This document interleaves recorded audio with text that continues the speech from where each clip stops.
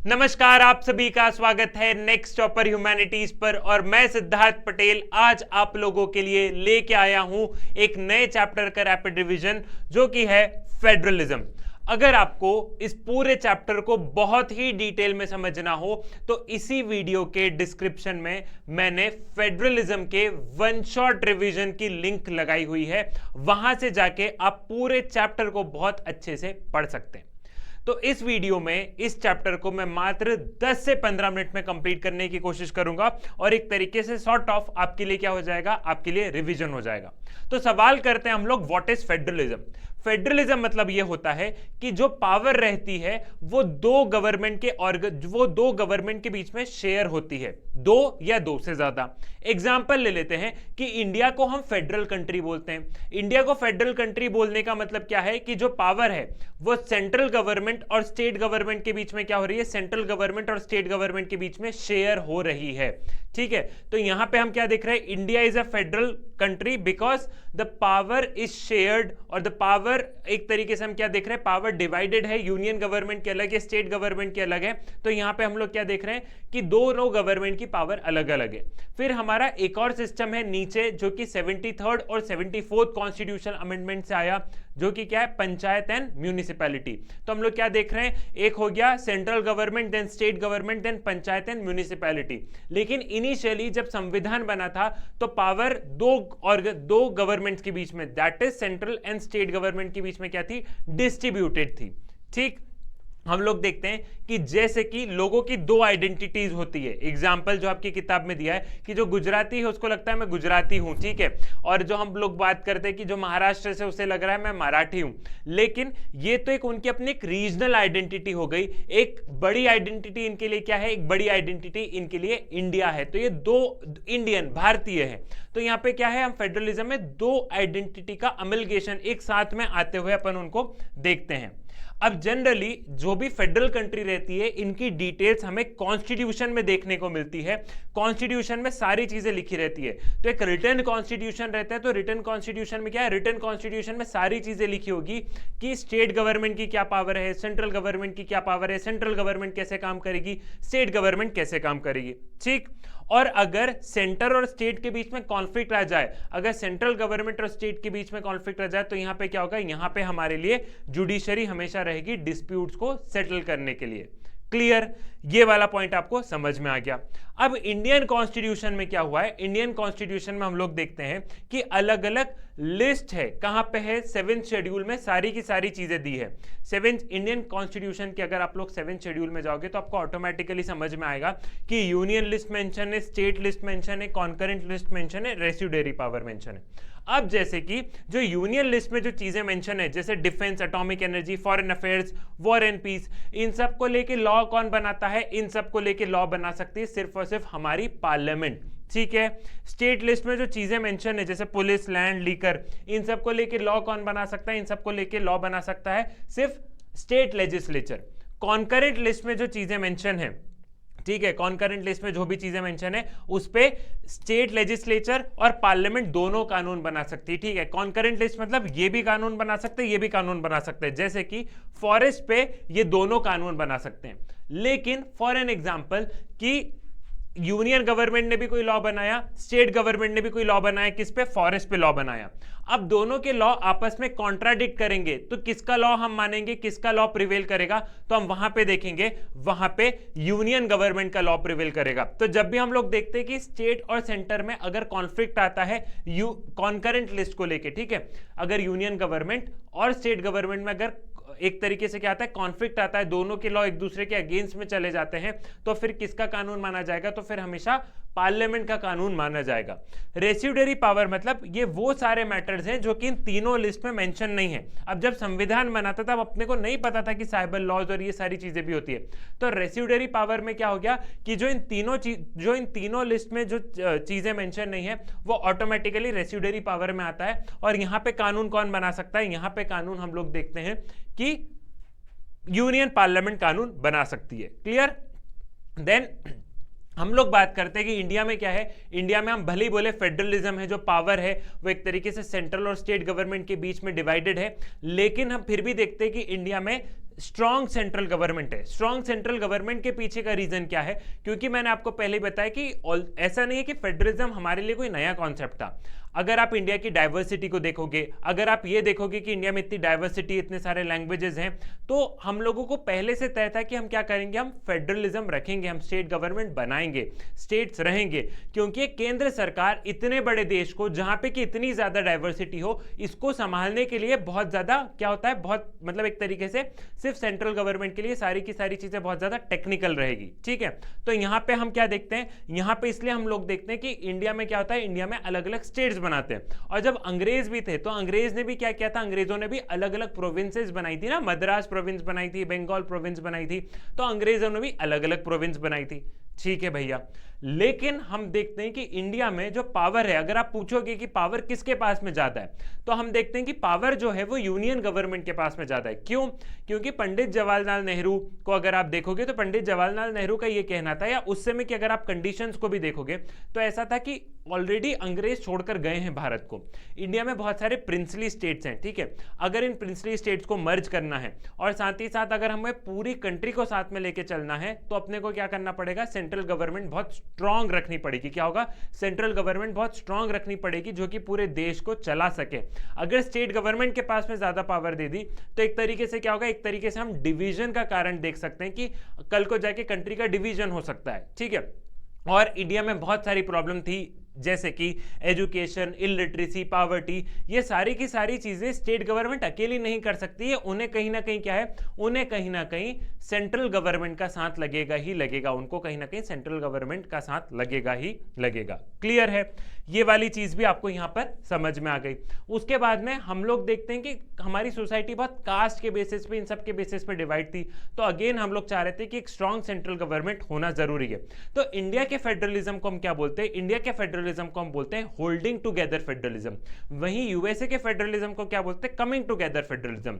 मतलब जहां coming together federalism होता है, वहां पे क्या होता है, वहां पे पहले स्टेट्स होते हैं और सारे स्टेट्स एक साथ में मिलकर देश बनाते हैं। और होल्डिंग टुगेदर में क्या है कि पहले देश बना, देश बनने के बाद में हमने स्टेट्स बनाए। ठीक है, तो होल्डिंग टुगेदर मतलब हमारी सेंट्रल गवर्नमेंट है वो होल्ड करके रखी हुई है, किनको, स्टेट्स को होल्ड करके रखी हुई है। क्लियर, तो यहां पे सेंट्रल गवर्नमेंट के पास में कहां ज्यादा पावर है स्टेट गवर्नमेंट से, जरा आप उसको समझ लो।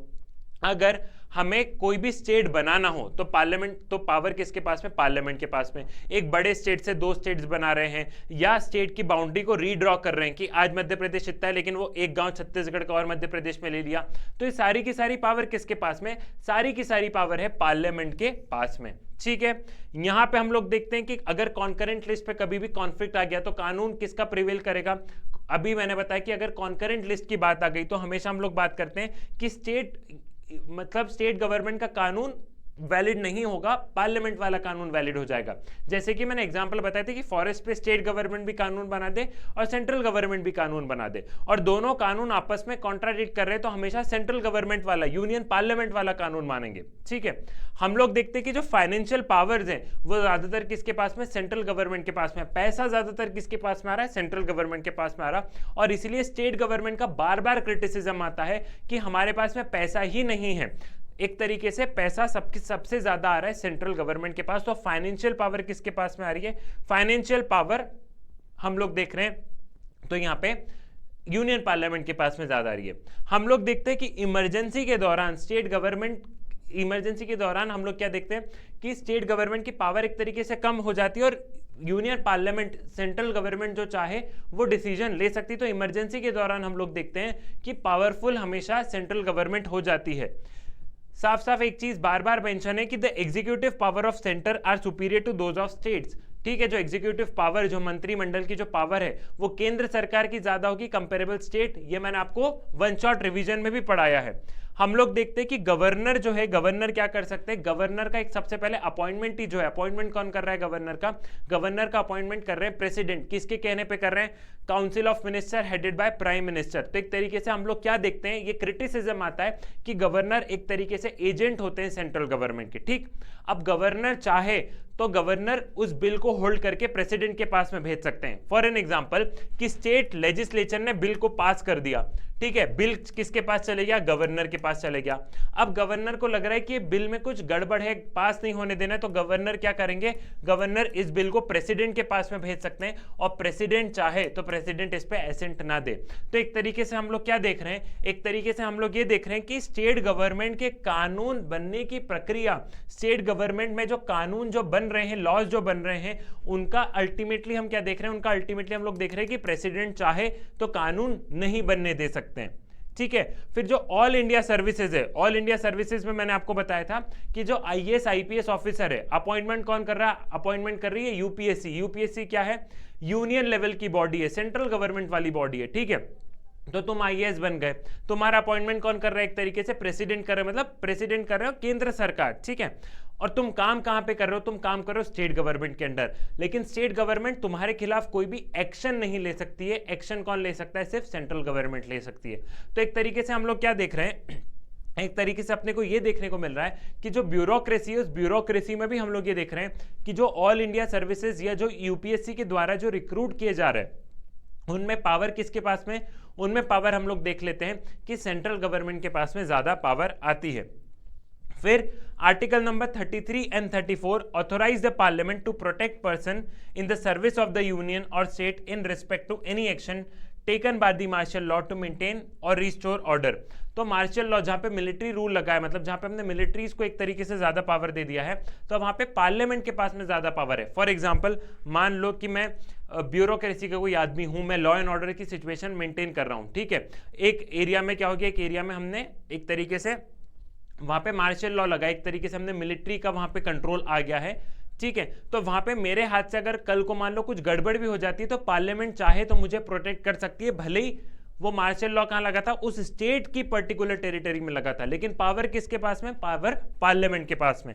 क्लियर। तो ये जो सारी चीजें हैं, ये जो सारी चीजें एक तरीके से क्या हो रहा है, ये सारी चीजें बता रहा है कि हमारे पास में स्ट्रॉन्ग सेंट्रल गवर्नमेंट है।